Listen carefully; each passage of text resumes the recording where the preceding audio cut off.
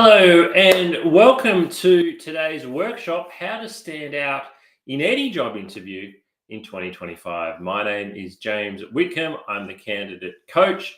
It's great to be with you today. Now, you're potentially joining this workshop because you're currently going through the process of looking for work. And if that's the case, good luck. I hope things are going well for you. Or perhaps you're joining this workshop because at some point throughout this year, you're expecting to start applying for work and want to be best prepared for interviewing. Whatever your reason for joining us, maybe you're just a little bit curious. I hope you get a lot out of today's workshop. I'll be sharing my screen with you a lot throughout the day, and wherever you're watching, you'll also have the opportunity to ask questions.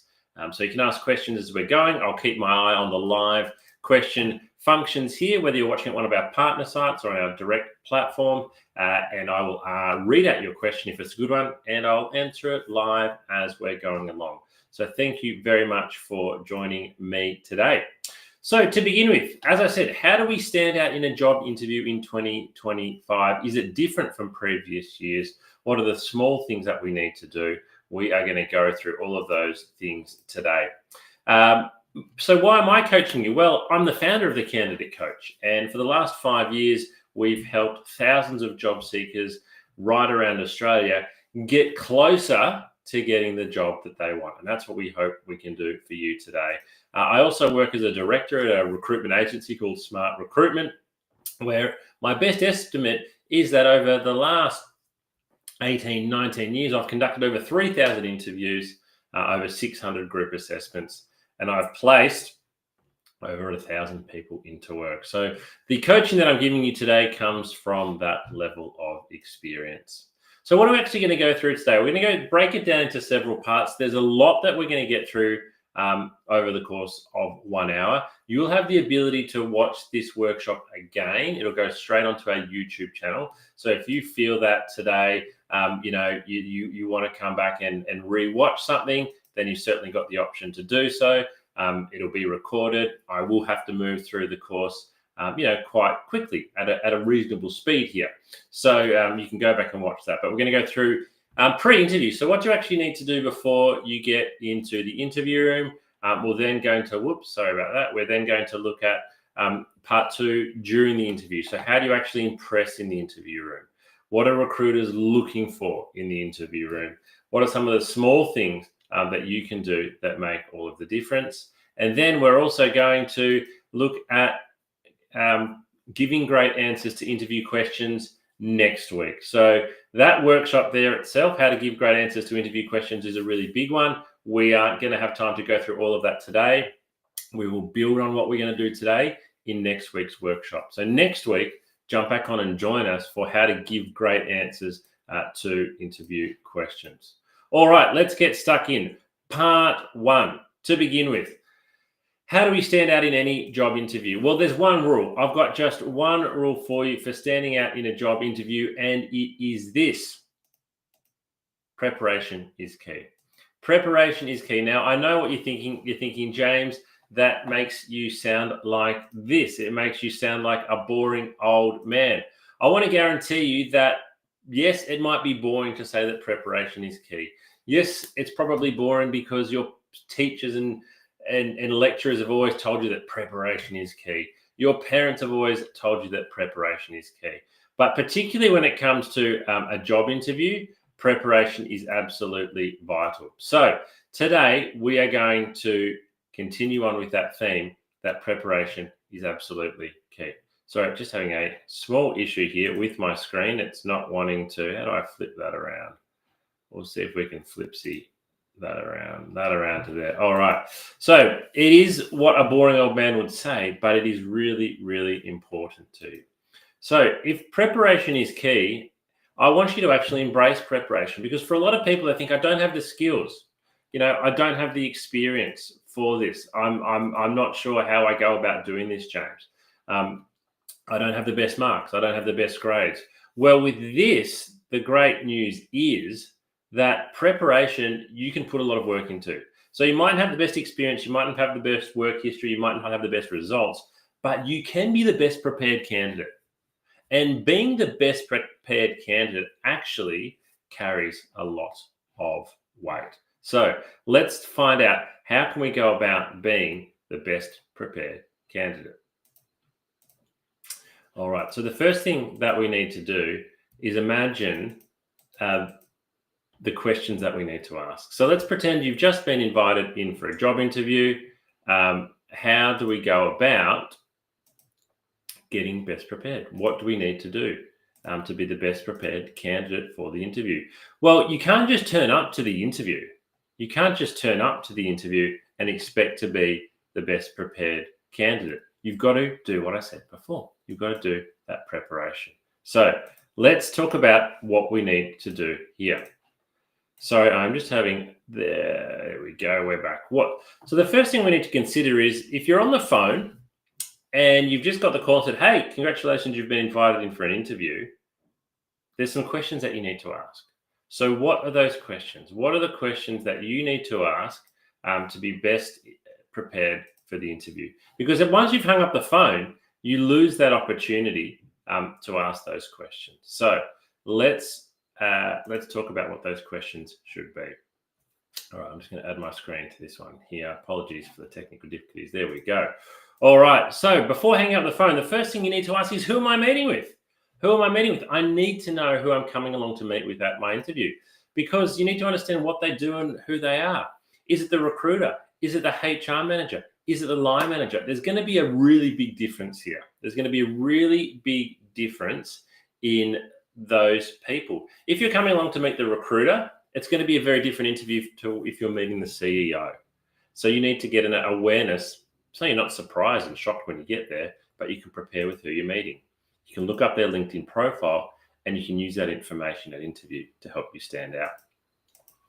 What should I expect? So again, you want to ask this question on the phone. What should I expect at the interview? It's a very broad question and it might really give you some good insight. Is it an individual or a group interview, particularly if you're going for more of an entry level or a customer service role? It might be a group assessment. You need to know that before you arrive. You want to learn here about what's going to happen. What type of questions will be asked? This is fantastic. If you say to them, I'm looking forward to the interview, that's great. What type of questions will I be asked? This gives you an opportunity to then go and prepare. Go and prepare, and then you can practice. What should I wear? I mean, in 2025, dress codes have changed in the workplace. You don't want to turn up in a suit and a tie thinking this is fantastic, I'm really well dressed, if everybody else that's working in that workplace is very, very casual and wearing polo t-shirts. You're going to look a little bit out of place. So if you ask the question, you'll get a good answer. What's parking like? Or, what's public transport like? You want to work out how you're going to get there so that you're organized. You want to be early and relaxed. And how long will the interview take? Again, if it's a group assessment, some organizations run group assessments that take 2 or 3 hours. Some individual interviews can be as short as 15 minutes. So you need to know so that you can prepare for that, to make sure, again, that you've got everything working well for you outside of the interview. What do I need to bring along with me? This is a great question because all recruiters like a well-organized candidate.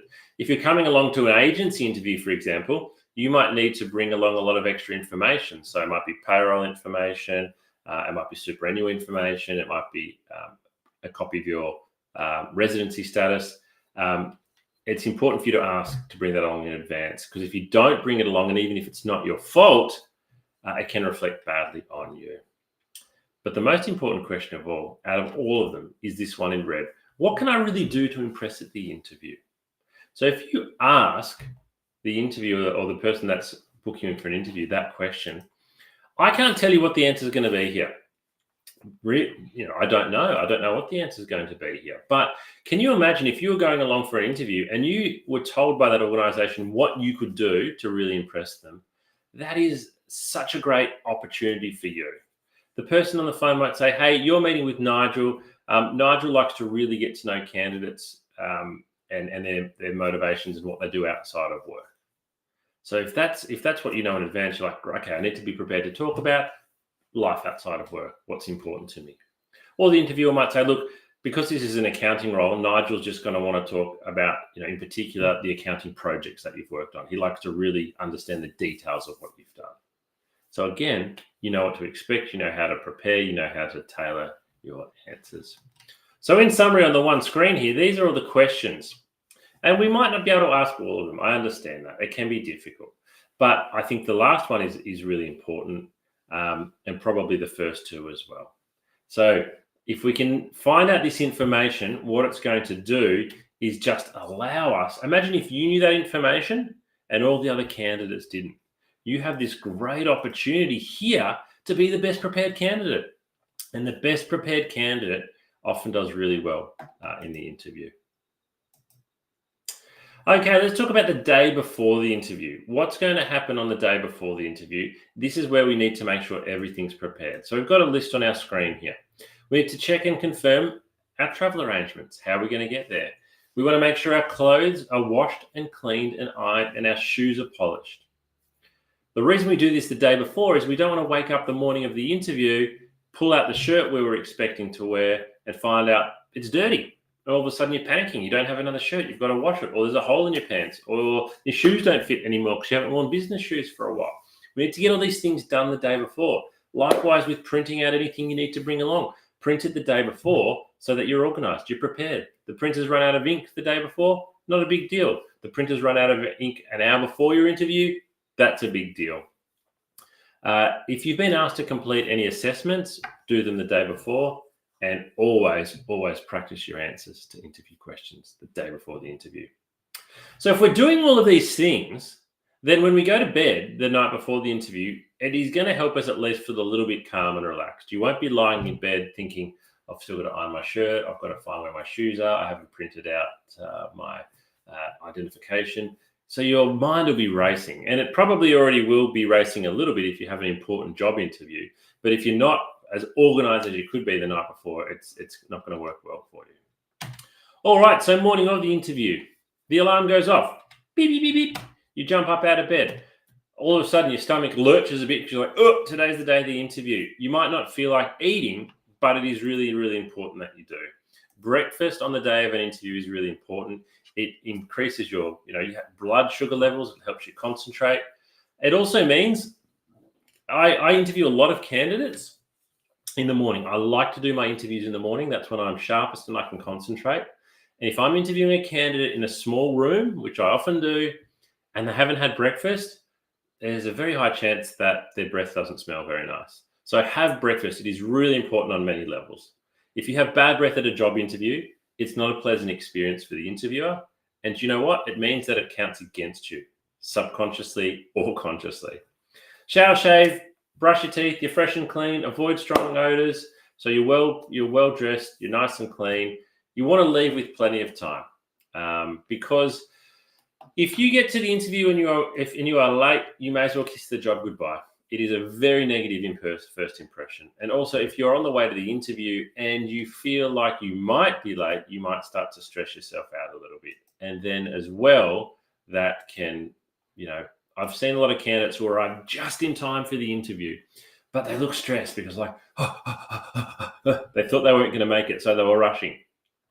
So get there with plenty of time, but don't introduce yourself too early.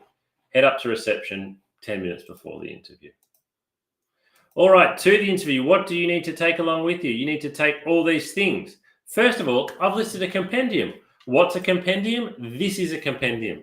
Now, you can buy these from Officeworks. You can buy them from the local real estate news agent, and it holds everything else we've got listed there. So it's a really practical thing to take along because it's going to hold all these documents, and it looks super professional. You look organized. You look prepared. You look like the type of candidate that really wants this job. So go out and spend $25 and buy a compendium. You won't regret it.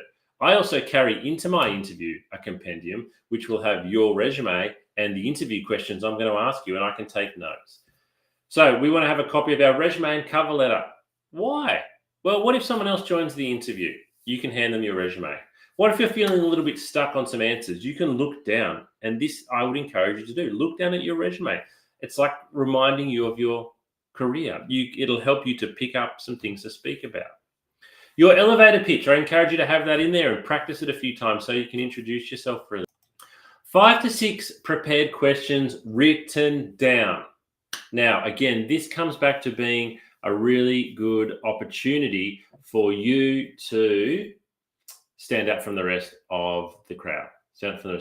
How are you going to do that? Well, you're going to do so by researching some wonderful questions, by asking some great questions during the interview. And you can ask questions that show a really high level of research. So you're going to jump online, you're going to go through the career site, you are going to read maybe the company's annual report. You are going to do lots of different things, and you're going to write these questions down. The reason you're going to write them down is you don't want to forget them.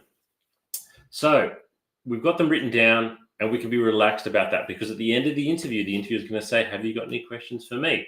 Now, you probably won't ask all 6 questions, but we want to write 6 down, and then we can probably pick our best 3 on the day. A couple of those questions might have already been answered, but we're best prepared. So that's what we need to do to take to the interview, is a compendium full of all of these things. We've got our photo ID, our payroll information, relevant certificates, and anything else that you've been asked to bring along. All right, we've said preparation is key. Preparation is friend. Preparation you can do. You should be able to do everything that I've just told you. You might be the most qualified candidate for the job or the least qualified candidate, but the preparation is something that everybody should do. And if you're the least qualified candidate and you take all those steps I just went through, you are leapfrogging some other candidates who aren't going to prepare very, very well. So my question for you is, can you do this preparation? Can you do the things that I've just gone through? The answer is absolutely. All right, let's say we're in the interview room now. We've just sat down. And again, in this workshop, we're not going to talk about how to give answers to great interview questions. We are going to talk about everything else. Next week's workshop, we're going to go through how to just give answers. We're just going to focus on how do you answer interview questions well. All right, but let's talk about this quote here, which I love, from Maya Angelou. I've learned that people will forget what you said. People will forget what you did, but people will never forget how you made them feel. This is super relevant in job interviews. I will often forget quite quickly the words that a candidate has said to me during an interview, but I will remember the feeling I had during the interview. It might be a feeling of being impressed. It might be a feeling of enjoying meeting this person. And when I speak to some of my clients that I've introduced candidates to, and I say, how was the interview? And they say it was good. It went well. We got along. They don't normally start off by answering the technical parts of the questions. So our aim here, as the candidate, it is in your own best interest, is to make the interviewer feel positive about you, feel positive, and have a positive experience when they're interviewing you. So how do we actually do that? So this is an article, and there's a link just there at the top. It might be hard to read, about 11 tips for making people feel comfortable around you. So if your interviewer can feel comfortable with you, they're going to have a good interview. They're going to feel comfortable, feel more comfortable. And you need to realize that the interviewer might be thinking about the fact that if you get the job, they're going to be sitting right next to you perhaps for 40 hours a week. If they don't feel comfortable with you, they're not going to proceed with you. So the first thing, we won't go through these in great detail, but you need to smile. Smile, get your teeth out. When you meet the person, thanks for meeting with me today. Give them a smile. Throughout the interview, smile. Give off a confident vibe. So don't be arrogant at all, but sit up straight in your chair. Look the person in the eye. Speak confidently. Give confident answers. You won't be able to do that if you haven't practiced. So you're not going to be able to give off a confident vibe if you haven't practiced. You need to practice, though, so you can give off a confident vibe. Dish out the compliment. So everyone likes receiving a compliment. So you might say to your interviewer, I had a look at your LinkedIn profile. I'm really impressed that you've been promoted 3 times here. The interviewer's thinking, yes, well, that's right. I have been promoted 3 times. Thank you. Find a way to give a compliment. Slow your roll. So what this means is slow things down. This is a really big one for job interviews because many candidates feel like they're racing through the interview. I've got to mention everything. I've got to answer quickly. And I've got to talk about this. No, you're in the interview room now. Let's just take a breath. Let's just slow things down and let's be calm. Have open body language. So a bit like I'm sitting at the moment, we want to sit open. We're facing. So if it's a camera, we're looking at the camera lens. We're not crossing our arms, which is closed body language. You're not sitting on the side. We're not leaning back. Open and welcome body language. That's how we need to sit. We need to show that we're actually listening. So how do we do this? Well, a really good way to show that you're actually listening is to occasionally nod. Definitely to look the person in the eye. Maybe to repeat a little bit of their question in your answer. But show you're listening. Don't rush to speak. Use the mirroring technique. So the mirroring technique can be talking in a way, if your client uses particular words or phrases, or in particular acronyms. So if they use abbreviations, like if you talk about key performance indicators, but the interviewer says KPIs, which is an abbreviation, start to mirror that technique. So start to say KPIs. It'll be easier for them to relate to without realizing it, and they'll understand more of what you're saying. Make the interviewer feel at home. Hey, your interviewer might be just as nervous as you. This could be the first time they've interviewed somebody. So help them to relax. There's nothing wrong with helping them to relax. And one of the ways to do that is, as it says here, be your hilarious self. There is nothing wrong with having a laugh at an interview. There is nothing wrong with enjoying a light-hearted moment. That will build a connection between you and the interviewer. Let the honesty fly. This is a really big one here. If your interviewer feels you've been really genuine and honest with them, it's really going to help you. You don't need to make a huge deal out of it, but let them know, look, I do have a couple of concerns about things I didn't do well in my previous role. This is what they were. I'm not going to lie. This is what I did to address it. So be really honest. And finally, the most important one, remember to be nice. Just even at the end of the interview, it's just saying thank you. Thank you, Mr. Interviewer, or thank you, Mrs. Interviewer, for seeing me today. I really enjoyed this interview and I appreciate your time. Small manners do go a long way. So there are 11 tips there, and these can be applied to any part of business and life. This is not just in the interview room, but if you can do some of these things and the interviewer leaves feeling more comfortable around you, then you're in for a good opportunity when it comes to performing well at interview. Dealing with nerves and anxiety, I really want to encourage you to jump onto our platform. We've got a great video here around dealing with nerves and anxiety, particularly for people who are quite crippled with nerves and anxiety. This is a great opportunity for you to learn some techniques.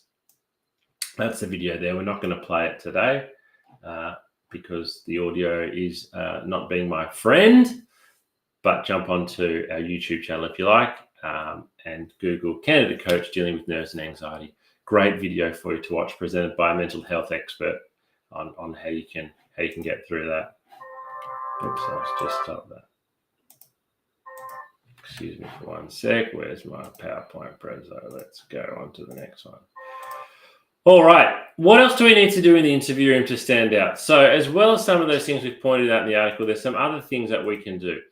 Impressing with your knowledge of the organization. So again, you need to do your research here. What does your organization stand for? What values and beliefs do they have? You need to show your market knowledge. Now, this is where you can start to use some of the AI tools. So you can throw some information into ChatGPT and ask it even to help you create some questions that you are going to ask the interviewer. But if you go to an interview and the interviewer might say, "What do you know about us?" And if you say, "Oh, I don't know much," or just know a couple of things that are really basic, it's a bad impression. But if you can show you've done some real research, maybe you've found some recent media articles where the organization has announced some new initiatives, and you can talk about those and you can show you've done your research, you are showing enthusiasm and interest towards the organization, and you need to do that. Likewise, with the impressing of your knowledge of the position. So you understand what doing a good job in the role looks like. You need to, and then you can link your experience and your education to the position, and you understand the importance that the impact of the role has. Now, I recruit for a lot of customer service roles. And so, for example, some people will say, "Oh, this is just a customer service job. It's not that important." Whereas other people will say, This is a customer service role, so I understand it is a crucial role for the organization because I'm going to be the first point of contact for customers, and it's going to be my responsibility to give them a great experience. Now, that's the type of answer that you want to give. Impressing with what you will bring to the team. So a lot of organizations, they talk about fitting into the team. So you're a potential colleague, as I said, of the interviewer. You want to make them work with you. What are you going to be to work? What are you going to be like to work with? Also, what have you brought and done in other teams? Talk about examples of where you've had made contributions outside of your role. So maybe you got involved in some, in the lunchtime mixed netball team. Maybe you got involved in the diversity and inclusion part of the business. Talk about the things that are going to make them want to work for you.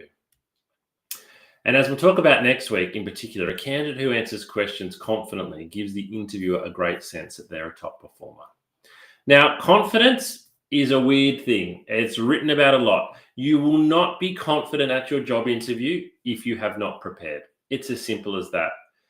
You will be winging it. And even if you think you're pretty good at winging it, there will be times throughout the interview where you wished you were better prepared.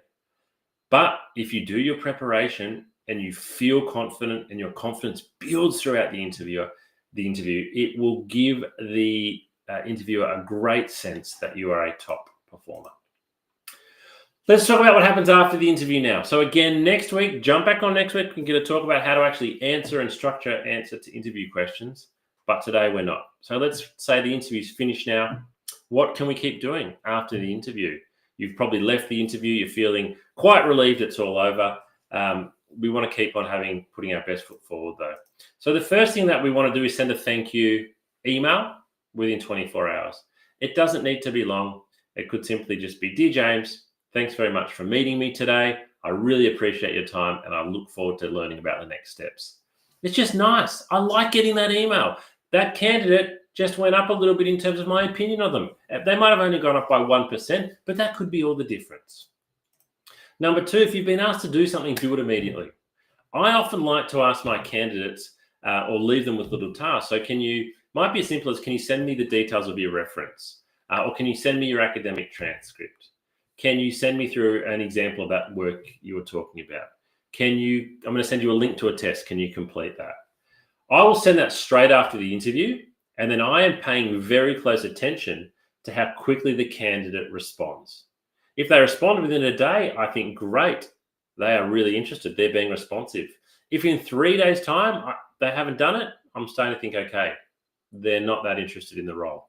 Because if they are really interested in the role, I know if I was really keen on this job and they said to me, "James, can you send me your references?" I would be doing it straight away. I'd be walking out of that interview room, straight away, I'd get on my phone and I'd be sending them through instantly because I want to be responsive and I want to continue to create a great impression. If a timeline for communication hasn't been established, it is okay to get back in touch. Probably 4 days. If you had an interview on Monday, there's nothing wrong with on Friday getting in touch. Calling up, sending an email. "Hey, I'm just inquiring. Is there any update on how my interview went on Friday?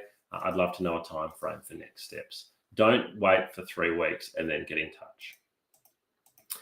Be positive, responsive, professional at all times. So lots of candidates don't realize that sometimes, if they're asked to do something and they don't do it in a positive manner, it reflects badly. So again, if the interviewer says, "I'm going to send you through an online test to do," if the candidate says, "Oh, okay," it's not a positive experience, is it? All of a sudden that candidate's gone down. So be positive, be professional, be polite, and be responsive at all times. So next week, jump on. How do we give great answers to interview questions? This is a really, really good workshop. You're going to get a lot of value out of that one. As I said with today's, you can go back and watch this again. You can watch this again, or you can jump on to your candidate coaching platform where we've got 6 episodes. So today I've kind of condensed about 3 episodes into 30 minutes. We go through it in a lot more detail. Jump on there and work it all out. So if you've got any questions, pop those into the chat function now. I would love for you to connect with me on LinkedIn. Send me a connection request and I will accept it. Follow our candidate coaching page on LinkedIn. But we'll stop the live feed now. And thank you, everybody, for joining us today.